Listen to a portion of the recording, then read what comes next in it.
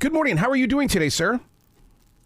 I'm doing very good. Arrow, how are you? Fantastic. What an amazing story. And I would love to know how your heart keeps healing from it. Because, I mean, when you were in question and then you took the test and then you're in more question and then you relive it by doing the documentary and now we're receiving it. How is it that you're staying so strong? Well, I would say one of the things that helps me process this is the fact that I made this movie. The movie itself was a very cathartic experience and helped me process this whole thing. And it includes siblings. I mean, that's brave, dude. Yeah, I've got to say, all the people who I interviewed, who I asked, everybody agreed to do it. It was unbelievable. I was raised with two older brothers who I thought were my biological brothers, and they're my biological half brothers. But that doesn't make a difference in the scope of things.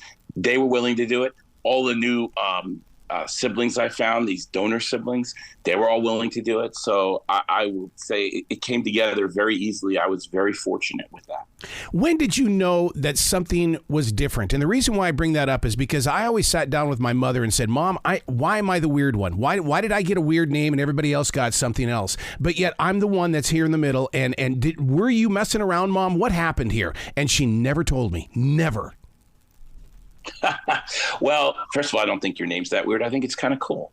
I would say there was always a sense of secretiveness in the house. There was always a sense, there's the old children should be seen but not heard from our generation or from my generation. But in this was more than that.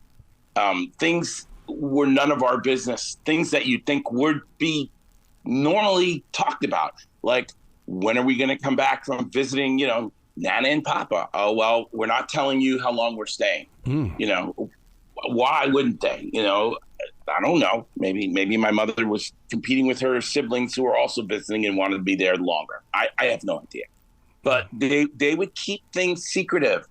And that always had me wondering, what is going on with them? Me and my older brothers, we just thought they were weird. They were just different. We felt that we saw other families and people would talk more about things. I don't know how else to describe it. They always knew, let me put it this way, my friends always knew when they were going and coming back from vacation. We weren't always so sure. Just my parents know that you'd be back when school starts, That's all we knew. So we weren't allowed to talk about when we were leaving. It was very strange. Inside the film, you talk about how your father actually asked you, do not take a DNA test until he's gone. You were right. And what do you think I did the very next day when he demanded I not take one? Wow. Yeah, exactly. I mean, that had to have been, you had to have been filled with fear going, okay, here comes the truth, but can I handle the truth? Well, yeah. I mean, I didn't know what the truth would be. Yeah. It was such a mystery.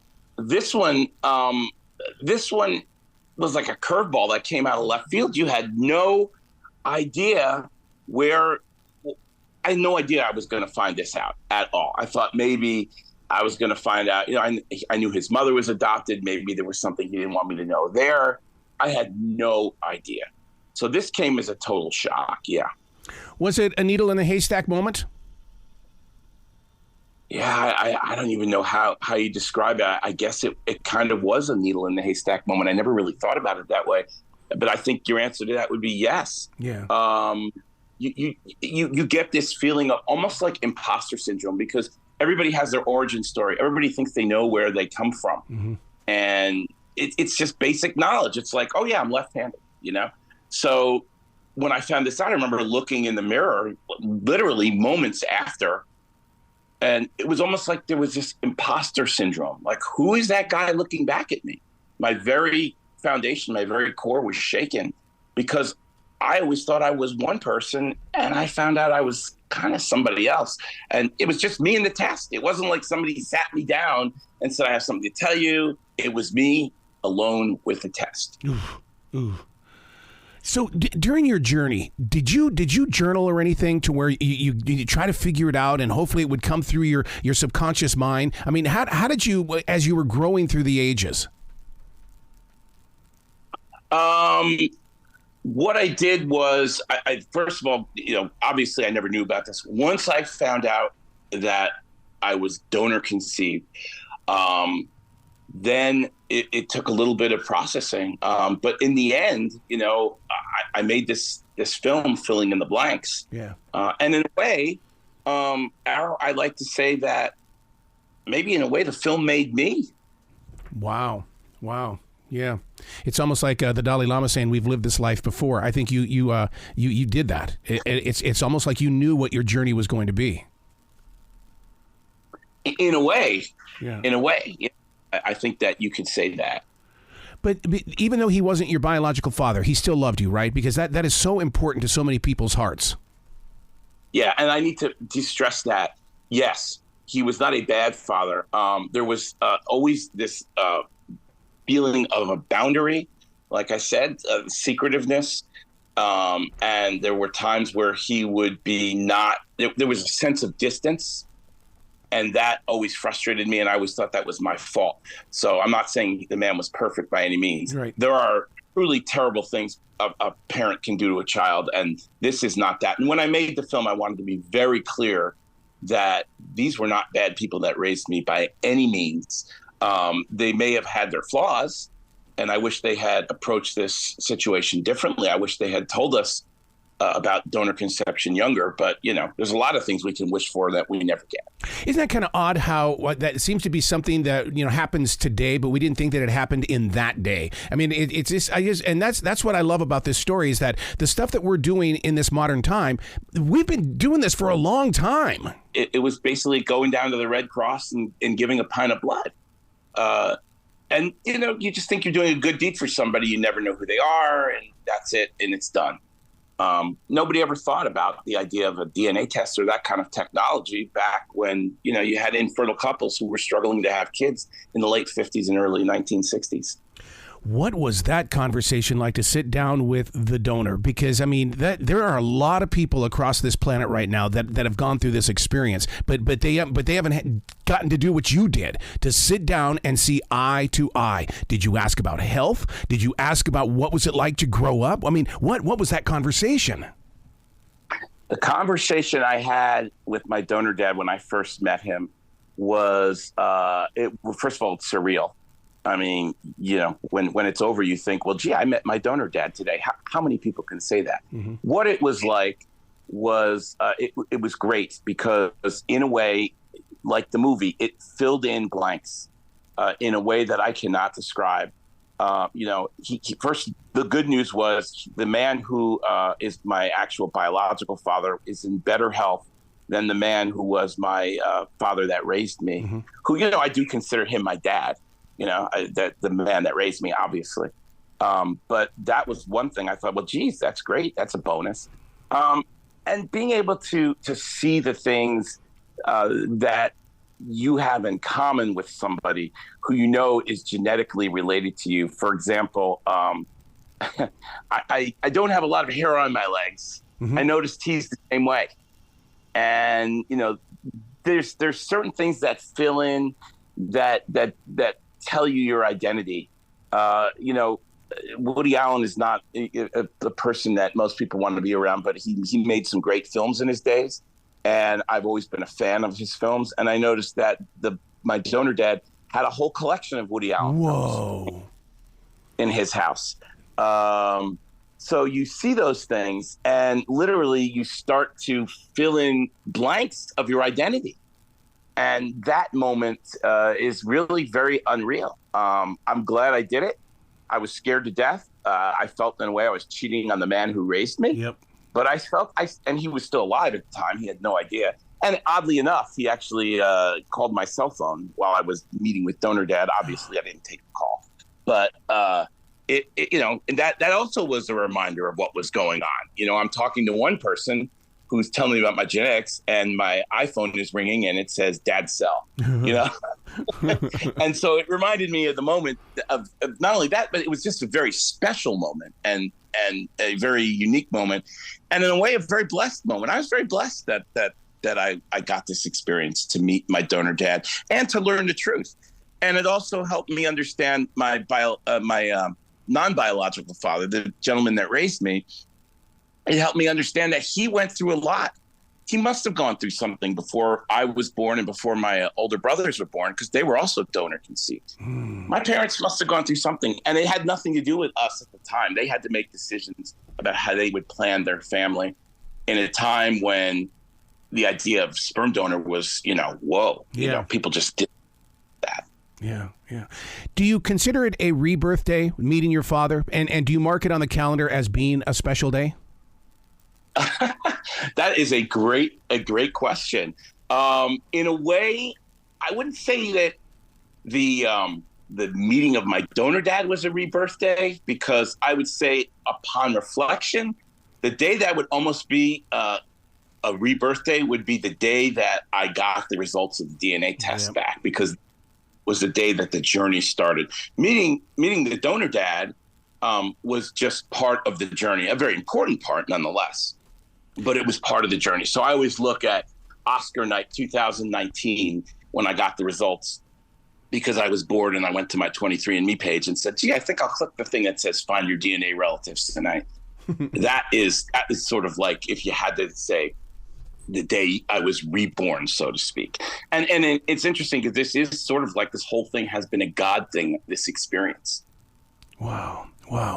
What's really interesting about this story is that you've always done so many documentaries about other people. Suddenly the cameras are on you. I mean, I can't imagine what it's like for you to go through that when you are the storyteller and now you are the story we're telling. Yeah, there's definitely something different when you become the subject of your own story. I had done nonfiction storytelling for years. I worked at CNN up until 2001. I worked there for 14 years. So that was my foundation. And I continued doing nonfiction, documentary, and stories and videos for years. So it was kind of like everything I learned along the way, I now had to put that to use to tell my own story. Mm-hmm. It was almost as if, okay, you've learned, you've edited, you've wrote, you've directed in the field, you've done all these things. Now you know how to do them. It was almost like it was in a way meant to be. Mm-hmm. Wow. Was there anger or any numbness? There was anger when I first found out. Yeah. I did not want, I was livid. Yep. I called my older brother and he talked me down and I said, you're going to take one of these tests too. And he said he would. And of course he took the test and found out that he had half siblings he knew nothing about. So it was very obvious that what was going on. But in the end, when I found out my dad was 92 years old, he would die 2 years later. What is the point? He kept this secret so buried it became a part of him. Why try and pull that part of him? Why try and break that part of him? It wouldn't have worked. Yep. And I never told him that I knew. I never told him I met donor siblings. I certainly never told him I met the donor dad. It would break his heart. It would absolutely break his heart. Yep. And I don't know what his reaction would be and why end his life with that. Yeah. God, there's so much compassion in you. I mean, you can feel it. And inside the movie, too, filling in the blanks. I mean, there's just so much love there. And I know that viewers are going to want to reach out. They're going to want to know to go to 23andMe and find out for themselves. But there's always that next step. And I think we covered that in the beginning, is that when you find out, you've got to have a net that you're going to have to fall in. Yeah. And while there hasn't been studies done, the empirical evidence suggests you got a 2 to 4% chance of finding out that one of your parents isn't your parent. Yeah. So it could be somebody else's story today, tomorrow. It happens. It just happens. And I wonder what the future is going to be like, because people know their origin stories more now. People are being told they're adopted. People are being told they were in vitro or sperm donor or egg donor. And it's becoming more of a regular thing. But for the generation of people who were born in the 50s, 60s, even in the 70s and early 80s, it's a shock. Yeah. But as those people as the generations get older, I don't know if it's going to be as much a shock. because a lot of people are going to know that they weren't, from both their parents. They're going to know they were either adopted or a donor kid or something of the sort. When it comes to music, we all love a song until we find out what the real origin or the truth is about the song, why it was written. When you go back and you watch all of those home videos, does it change the story? Do you still have everything that you once had when you would go, oh my God, I love this one. This is what we did when we were this age, but now you know a different kind of truth? That is probably one of the best questions anybody has asked me, Harold. The answer to that is certainly yes. In the film, I go back and I look at all these home movies. My mother and father were obsessed with taking pictures in home movies, and I got it. And eventually I got a camera, and I got a movie camera, and I got a video camera. There is one moment in the film where my dad is at my brother's first wedding, and he's toasting. I have two older brothers, and he's toasting to the Baime genealogy, knowing that we'll probably have a boy for the first grandchild, which he was wrong about. Mm-hmm.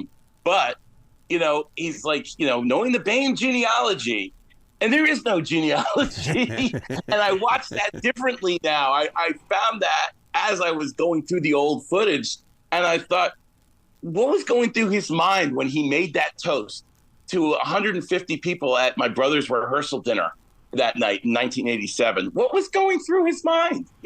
Wow. It just blows my mind away. One of the other things I found, my mom had always said that, she had told us, when she told us our origin story in quotes, she would say, I was nervous, and that's why it took us 5.5 years to have kids. So my doctor suggested I go on a game show.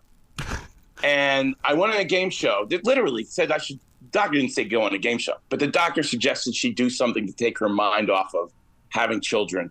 And so she decided to try out for game shows. TV was new. They lived in the New York area back in the late 50s. So she got on a game show, and boom, all of a sudden she was fertile as a rabbit. And that was what she told us. I actually found the footage of her on that game show with Johnny Carson. It's in the movie. And when I do the dates of my brother's birthday, and you can go to whenitwasiconceived.com, you put in the date of my brother's birthday, and the conception date is right at the 2 weeks. She was on that show for 2 weeks. It was right during those 2 weeks while she was on the game show. Wow. She always was getting pregnant with that game show. And I found the footage. And put it in. It was fair use. Nobody owns it. Oh, you have lived this life before. That's just proof right there. Oh my God. You've got to come back to this show anytime in the future. I love your storytelling and any other documentary that you're going to be doing, because I want to help you spread the word, man. You are such a journalist. Oh, thank you, Harold. I really appreciate that. Well, you be brilliant today, okay, sir? You got it. Thanks for having me.